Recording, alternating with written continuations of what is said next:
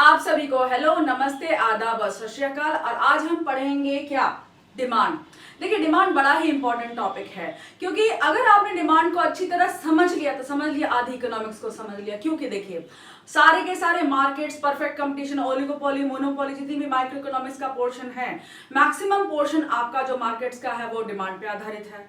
अच्छा, उसके बाद प्रोड्यूसर्स इक्विलिब्रियम, कंज्यूमर्स इक्विलिब्रियम, ये भी उसी पे है। इलास्टिसिटी ऑफ डिमांड, सप्लाई भी इनफैक्ट पार्शियली इसी पे बेस्ड है। और डिमांड बड़ा ही इंपॉर्टेंट कंपोनेंट है आपकी पूरी देश का अर्थव्यवस्था का। और सबसे पहली बात जो मैं हमेशा कहती हूं कि आप अपने सारे इकोनॉमिक्स के जितने भी कॉन्सेप्ट हैं उन्हें अपनी डे टू डे लाइफ से कनेक्ट करिए, कोरिलेट करिए, आपको और ज्यादा अच्छी तरह समझ में आएगा। क्योंकि इकोनॉमिक्स तब तक समझ में नहीं आती अच्छी तरह, मतलब कि जब तक आप उसको अपनी डे टू डे लाइफ से कनेक्ट नहीं करते। जैसे जब आप खरीदने कुछ जाते हैं तो क्या क्या करते हैं, वही आज हम डिस्कस करेंगे। बड़ा ही सिंपल टॉपिक है, इंपॉर्टेंट टॉपिक है, लेकिन बहुत सिंपल है। थोड़ा सा ध्यान देंगे अगर आप और वीडियो को स्किप नहीं करेंगे। देखिए, स्किप करने से क्या होता है, मुझे पता है कि आप लोग बहुत समझदार हैं, लेकिन देखिए जो आपको पता है वो तो पता है, लेकिन जो मैं आज आपको बताना चाह रही हूँ या कहना चाह रही हूँ वो भी सुन के देख लीजिए। हो सकता है कि आपको थोड़ा सा ज्यादा अच्छा समझ में आ जाए, और ना आए तो कोई बात नहीं, अगली बार से वीडियो थोड़ी कम देख लेना, स्किप कर लेना, कौन रोक रहा है आपको। ठीक है, फोन तो आप ही के हाथ में है ना। ओके राइट, सो अब हम शुरू करते हैं अपना topic, that is demand. Demand क्या है आखिर? और ये बड़ा इंपॉर्टेंट टॉपिक है, तो इसीलिए लंबा टॉपिक है, इसीलिए हमने क्या किया है, इसको डिफरेंट पार्ट्स में डिवाइड किया। ये पार्ट 1 है डिमांड का, हमारा थ्योरी ऑफ डिमांड का जो हमारा चैप्टर है। तो डिमांड का आपका डेफिनेशन क्या है?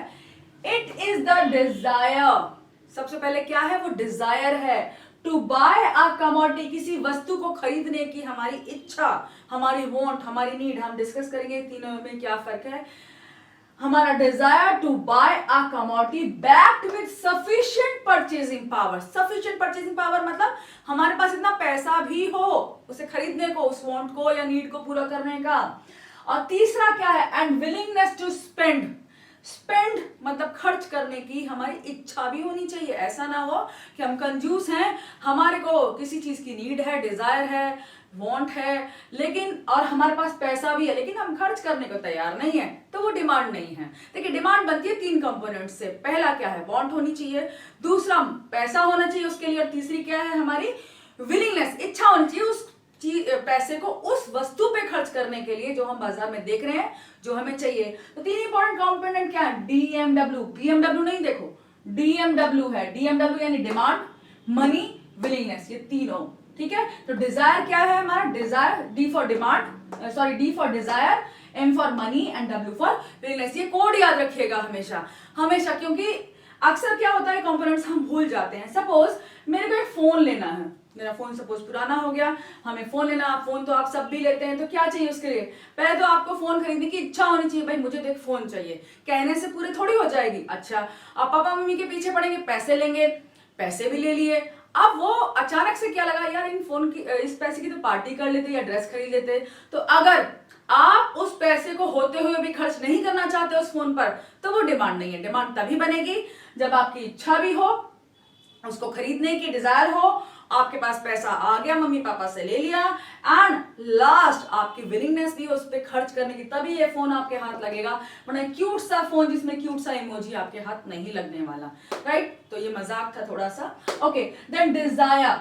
अब इनमें देख लेते हैं हम डिजायर क्या है। विश किसी चीज को खरीदने पाने का डिजायर है, उसके साथ नीड क्या है। अब आपके डिजायर कितने तरह के हो सकते हैं? नीड हो सकती है आपकी। नीड क्या है? जैसे कि रोटी, कपड़ा, मकान, ये सारी नीड है हमारी, इन पे हमें खर्च करना ही होता है, तो ये हमारी नीड्स हैं।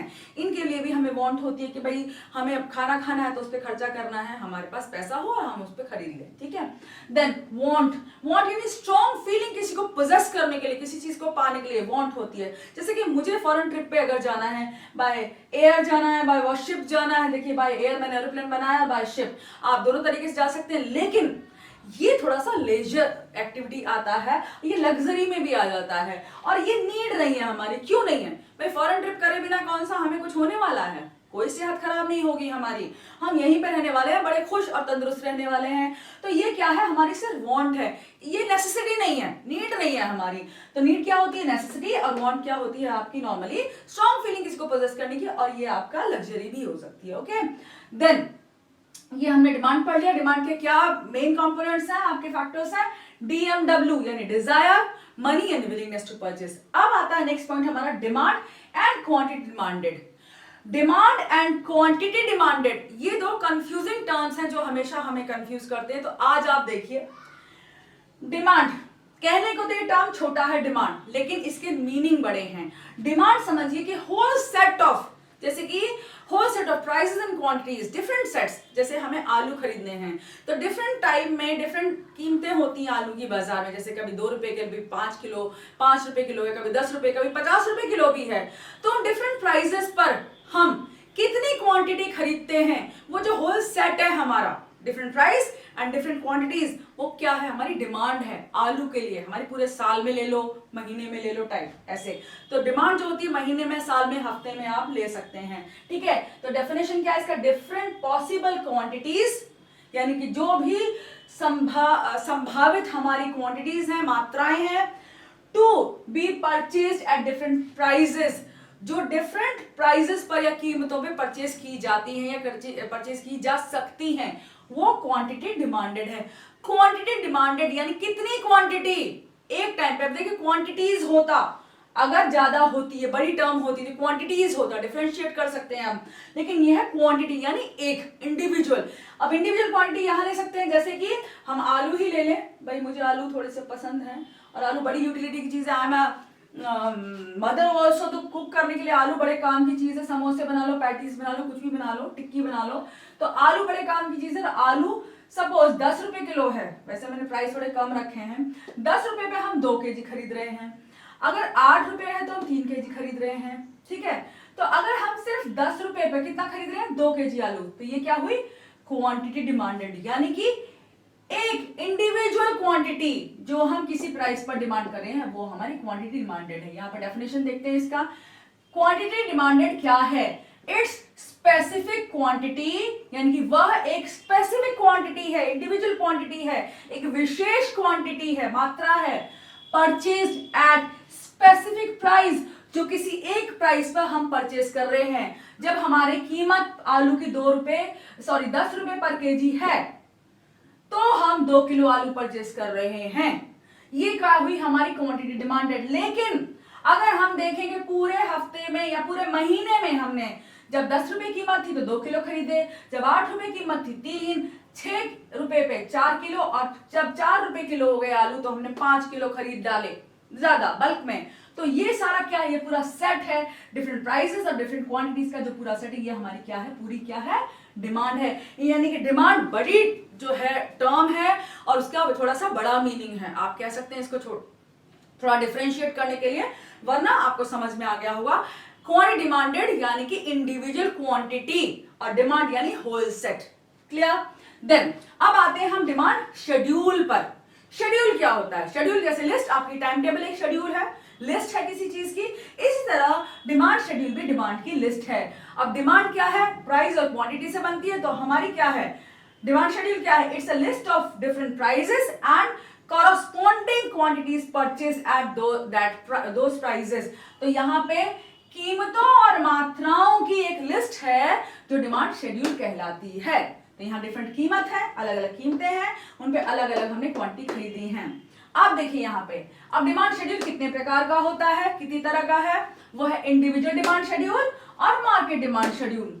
अब इंडिविजुअल डिमांड शेड्यूल क्या होता है, यानी कि एक कंज्यूमर, कोई एक कंज्यूमर, मैं आप कोई भी, जब हम आलू खरीदते हैं, अब एक हफ्ते में खरीदे सपोज, या एक महीने में, हम जब 10 पे हमने 2, इस तरह हमने पहले भी डिस्कस किया, ये पूरी लिस्ट है हमारी, डिमांड की हमारी लिस्ट है। तो ये इंडिविजुअल डिमांड शेड्यूल है हमारा, ठीक है। अब इंडिविजुअल डिमांड शेड्यूल ये तो हमारा हो गया। अब हमारा पड़ोसी भी आलू खरीदेगा भाई, तो उस पड़ोसी ने भी आलू खरीदे। देखिए मार्केट में तो बहुत सारे कंज्यूमर होते हैं किसी चीज के, डिमांड शेड्यूल और देखिएगा कि एक क्वांटिटी के पर्टेनिंग होता है, जैसे आलू, प्याज, तो अगर आलू का लेंगे तो सारे डिमांड शेड्यूल हम आलू के लेंगे, और फिर मार्केट डिमांड भी उसकी आलू की निकाल लेंगे हम। अब देखिए मेरी डिमांड ये थी और मेरे पड़ोसी की डिमांड, वो थोड़ा ज्यादा आलू खाना पसंद करते हैं। देखिए यहाँ पे 10 रुपए में उन्होंने 3 किलो खरीद लिए, 8 पे 4 किलो, 6 पे 5 किलो और 4 रुपए पे 6 किलो खरीद लिए। हमसे 1 किलो फालतू खरीदे उन्होंने, ठीक है, हर जगह, ठीक है। तो अब यहाँ पे देखिए आप, हम अब मार्केट डिमांड शेड्यूल यानी कि जितने भी कंज्यूमर्स हैं मार्केट में, वो जॉइंटली कितनी डिमांड करेंगे आलू की, एक हफ्ते में, एक महीने में, या जो भी कुछ समझ लें आप, एक साल, तो साल में तो बहुत सारे आलू खाते हैं, एक महीना ले सकते हैं आप। तो इन्होंने क्या किया, यहाँ पे हम क्या करेंगे, इन दोनों कंज्यूमर्स ने हमने आलू खरीद लिया, और हम अपनी मार्केट डिमांड, अगर हम 2 ही कंज्यूमर है मार्केट में, वैसे बहुत सारे लेते हैं, एग्जाम्पल में 2 ले लो आप, सिंपल पड़ेगा। तो अब 2 हैं तो प्राइस तो हमने सेम रखे हैं। देखिए अब इन दोनों की क्वांटिटी हम ऐड कर लेंगे, कुछ नहीं, अपने घर की और पड़ोसी के घर की, ठीक है। तो अब 2 + 3 कितना हुआ, 2 + 3 = 5 kg, तो kg में थी क्वांटिटी हमारी, ठीक है। 3 + 4 is 7 kg। अब 4 + 5 = 9 kg। देखिए एग्जाम्पल हमेशा सिंपल रखना, एग्जाम में जब बनाने हो तो 5 + 6 is 11 kg, 5 + 6 = 11 kg। देखिए मैं कभी एग्जाम्पल्स रटती नहीं थी, मैंने शुरू से अपने एग्जाम्पल्स बनाए और अपने हिसाब से उन्हें रख लिया, क्योंकि जब आप बुक के एग्जाम्पल्स देखिए बच्चों पढ़ते हैं ना, या जो भी आप देख रहे हैं वीडियो, उनमें क्या होता है, आपको रटना पड़ता है, वो क्वांटिटीज याद नहीं रहती। तो आप अपना थोड़ा सा दिमाग, थोड़ा समय, अपनी आलू प्याज की थोड़ा शेड्यूल निकाल लो और उसको थोड़ा सा अपना पिक्चराइज करके यहाँ बना लो, डिमांड शेड्यूल अपना बनाओ, और फिर कर भी उस हिसाब से बना दो, बड़ा इजी पड़ेगा आपको, कुछ याद करने की जरूरत नहीं होती, बस डेफिनेशंस याद करो इकोनॉमिक्स में, और इकोनॉमिक्स तो पूरी ग्राफ में बसी हुई है, मैक्सिमम इकोनॉमिक्स आपकी। अब हमारा क्या आता है, डिमांड शेड्यूल हमने डिस्कस कर लिया, क्लियर। अब लेंगे हम डिमांड कर्व, अब शेड्यूल का कर्व भी बनाएंगे। अब कर्व कैसे बनाएंगे, बहुत सिंपल है, 2 एक्सिस ले लो, जो हॉरिजॉन्टल यानी जो पड़ी रेखा होती है, जो लेटी हुई रेखा है, उसे हम कहते हैं हॉरिजॉन्टल एक्सिस, और वो होती है हमारी एक्स एक्सिस। तो हमने एक एक्स एक्सिस बनाई, ये लाइन बना दी, एरो जरूर लगाना, यहाँ ओरिजिन लिख देना। अब जो खड़ी रेखा है उसे कहते हैं हम वर्टिकल एक्सिस इंग्लिश में, और उसको हम प्राइस एक्सिस कहते हैं। यहाँ पे अगर प्राइस और क्वांटिटी ले रहे हैं तो यहाँ पे हमने प्राइस लिया वर्टिकल पे, और यहाँ पे क्वांटिटी ले ली, हमने पहले ही लिख लिए हैं यहाँ पे, क्योंकि समय हमारा वेस्ट ना हो, टाइम वेस्ट ना हो। 4, 6, 8, 10 ये हमारी क्या थे, प्राइस थी, प्राइस में नहीं आएगा पीएक्स, क्योंकि यहाँ जगह नहीं थी।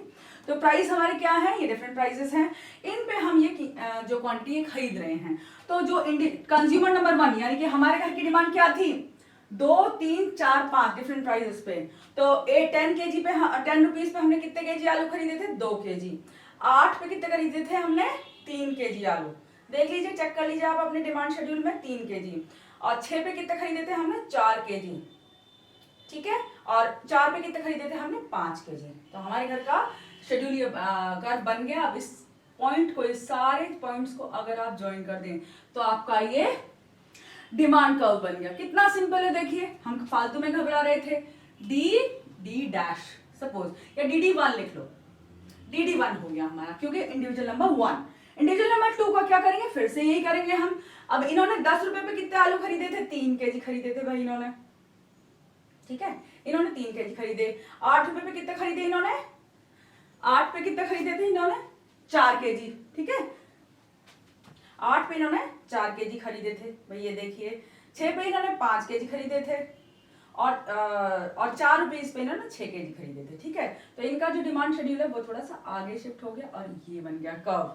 तो ये D2 बन गया, यानी कि ये सेकंड कंज्यूमर का। मार्केट डिमांड कर्व कैसे बनाएंगे, इन दोनों को ऐड करके, जो हमने ये लिया था, ठीक है, हमने पहले ही ऐड कर लिया है। तो अब हम क्या करेंगे, इन डिफरेंट प्राइसेस पे खरीदेंगे। तो इन्होंने कहां से शुरू किया, 10 पर कितना है, 5 kg, 10 पर 5 kg है, देखिए। तो 10 पर हम 5 पे पॉइंट लगाएंगे। देखिए पॉइंट कैसे लगाएंगे, यहां से देखेंगे प्राइस, और यहाँ देखेंगे क्वांटिटी, ये क्वांटिटी है आपकी, और ये सारे प्राइस हैं आपके, पीएक्स, ठीक है, कंफ्यूज मत होना। ओके 5। अब 8 रुपए पे कितना खरीदा इन्होंने, 8 रुपए पे इन्होंने 7 kg, 8 रुपीज पे 7 kg खरीदा इन्होंने। तो 7 का पॉइंट हमने दोनों को तो एक ऐसे देख के लगा लिया, 8 यहाँ से और 7 यहाँ से, 7 यहाँ से। 6 रुपए पे कितना खरीदा इन्होंने, 9 kg खरीदा, ठीक है। 6 रुपए पे इन्होंने 9 kg खरीदा, तो 6 के आगे 9 लगा दिया हमने, और 4 रुपए पे इन्होंने 11 kg आलू खरीद लिया, ठीक है, मार्केट में, ठीक है। तो मार्केट जो हमारी जॉइंट डिमांड थी सब इंडिविजुअल्स की, तो वो कितनी है, देखिए। अब ये हमने पॉइंट्स को ज्वाइन कर दिया, कुछ नहीं, एक लाइन से इन्हें ज्वाइन कर दिया हमने। तो ये हमारा बन गया DDM। M किस लिए, ये मार्केट डिमांड कर्व है, इसलिए हमने M लगा दिया। तो कितना सिंपल था, देखिए डिमांड शेड्यूल भी बहुत सिंपल है, डिमांड कर्व भी। आप चाहे तो इस एग्जांपल को ले लें, बड़ा सिंपल है, देखिए 10, 8, 6, 4, और यहाँ पे 2, 3, 4, 5, 3 4 5 और यहाँ पे इन दोनों को ऐड करके हमने बना लिया। बड़ा सिंपल है। देखिए मार्क्स बहुत अच्छे मिलते हैं अगर आप इस तरह इसको शेड्यूल को और डिमांड कर्व को बनाते हैं। अच्छा लास्ट पॉइंट हमारा कौन सा बचता है डिमांड फंक्शन। डिमांड फंक्शन यानी डिमांड फंक्शन कैसे करती है या किन फैक्टर्स पे बेस्ड है या डिमांड के डिटर्मिनेंट्स क्या है, ये डिमांड फंक्शन हमें बताता है। घटक क्या है इसके हमारे। डिमांड फंक्शन क्या होता है। Demand function is a relationship between BW लिखा BW जगह नहीं थी, between demand for a commodity and it's determinants यानी उसके घटकों के साथ एक डिमांड का यानी मांग का क्या संबंध होता है, वही डिमांड फंक्शन आपका बताता है। तो डिमांड फंक्शन में क्या है।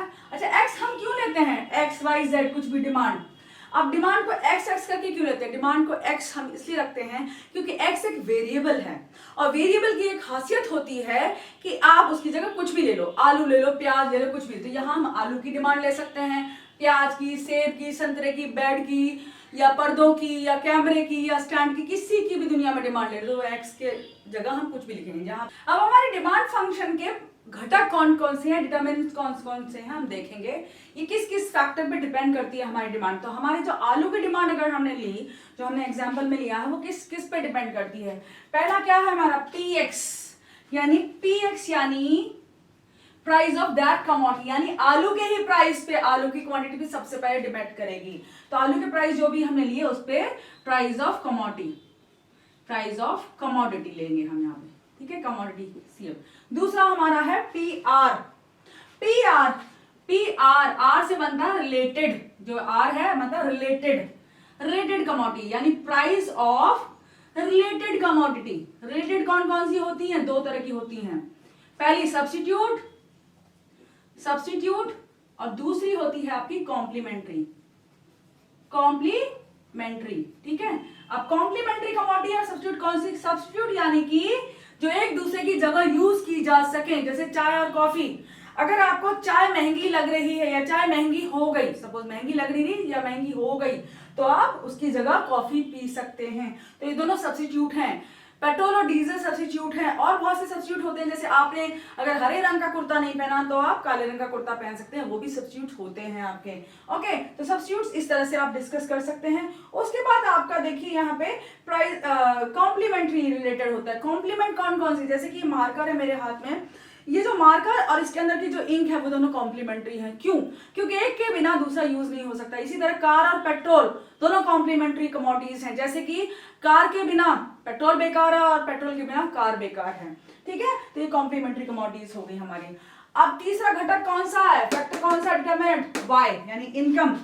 हम इनकम को वाई से डिनोट करते हैं, यानी इनकम ऑफ कंज्यूमर। जितनी भी किसी बंदे की आमदनी है वो उस हिसाब से कमोडिटीज या वस्तुएं खरीदेगा।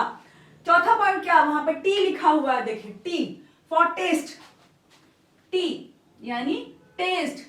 अगर कोई बंदा आलू नहीं खाता तो वो खरीदेगा भी नहीं, यानी कि आपका अपना टेस्ट किसी भी चीज का हो सकता है।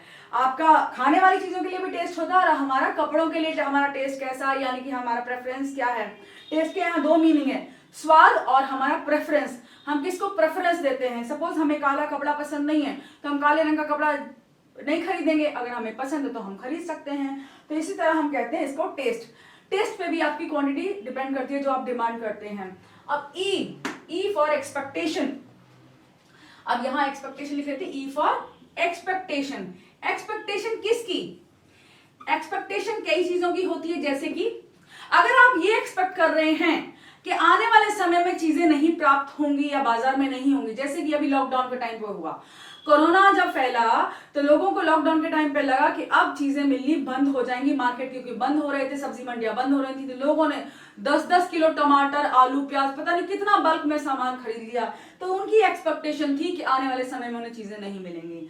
अच्छा, शॉर्टेज हो सप्लाई की, जैसे हमने कोरोना में एक्सपेक्ट किया शॉर्टेज हो जाएगी सप्लाई की, ये चीज महंगी हो जाएगी। कभी कभी शॉर्टेज की वजह से महंगाई भी हो जाती है, तो अगर चीज महंगी होने की आपको आशा है फ्यूचर में तो भी आप ज्यादा खरीद लेंगे। और अगर आप सोचते हैं कि अगर चीजें सस्ती हो जाएंगी, आप सोच रहे हैं आगे आने वाले समय में, यानी कि जैसे सीजन आ जाएगा, जैसे गर्मियों के मौसम में सेब क्या है या जो डिफरेंट फ्रूट्स हैं वो काफी महंगे होते हैं आम वगैरह को छोड़कर। तो अगर आप सोचते हैं कि सेब सर्दियों में बहुत सस्ते हो जाएंगे तो आप पोस्टपोन कर सकते हैं अपनी डिमांड, क्योंकि हम जब ठंडा मौसम आएगा सेब बहुत सस्ते होंगे तो हम उसका जैम बना लेंगे, उसका जेली बना लेंगे। तो जैम और जेली जो बनती है वो नॉर्मली सेब की वो सर्दियों में बनती है। तो ये क्या हुई, एक्सपेक्टेशन हुई हमारी। अच्छा, ये हमारा जो डिमांड फंक्शन है दो टाइप का होता है, इंडिविजुअल डिमांड फंक्शन और मार्केट डिमांड फंक्शन। अब दोनों में फर्क क्या है, बस एक ही चीज का, दो चीजों का अंतर है। देखिए इंडिविजुअल डिमांड फंक्शन में क्या क्या, P X, P R, Y, T, E, ये इसके डिटर्मिनेंट्स हैं। लेकिन मार्केट डिमांड फंक्शन में आप सिर्फ दो चीजें और ऐड करते हैं, वो क्या है,